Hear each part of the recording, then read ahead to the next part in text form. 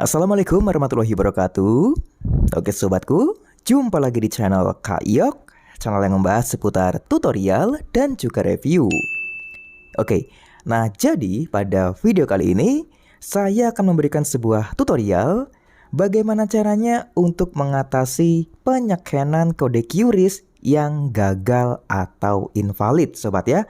Oke, nah jadi buat kalian di sini yang baru bergabung di channel ini sebelumnya, jangan lupa kalian untuk klik tombol subscribe. Dan jangan lupa juga kalian nyalakan lonceng notifikasinya agar kalian di sini tidak ketinggalan jika saya upload video terbaru di channel ini. Oke sobatku, tidak usah berlama-lama lagi dan sekarang mari langsung aja kita simak ke videonya. Oke, nah jadi di sini kita akan melakukan penyekenan kode QRIS yang gagal sobat ya.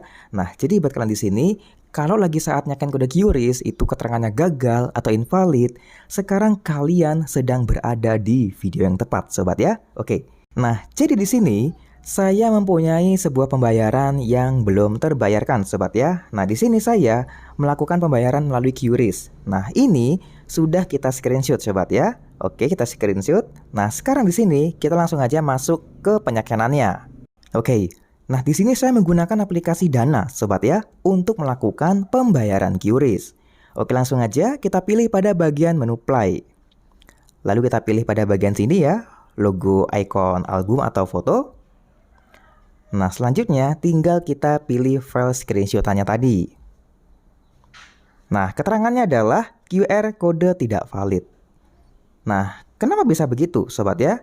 Oke, nah jadi di sini hal ini disebabkan karena kodenya itu mungkin kurang jelas terbaca, sobat ya, atau mungkin kebanyakan huruf ya, atau mungkin terlalu panjang ya untuk dari hasil screenshotannya itu.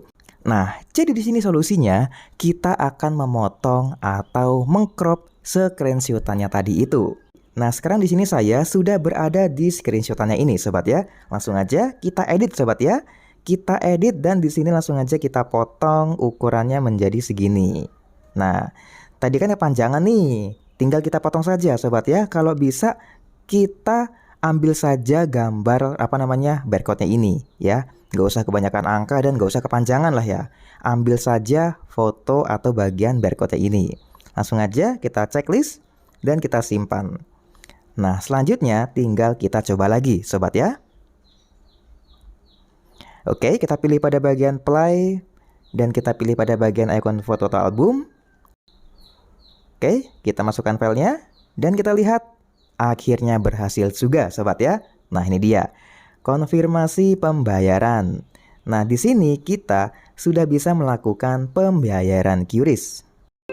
Oke, nah jadi saya rasa cukup sekian dulu sobat ya untuk tutorial yang dapat saya berikan pada video kali ini. Dan untuk kurang lebihnya di sini saya mohon maaf dan saya akhiri. Wassalamualaikum warahmatullahi wabarakatuh.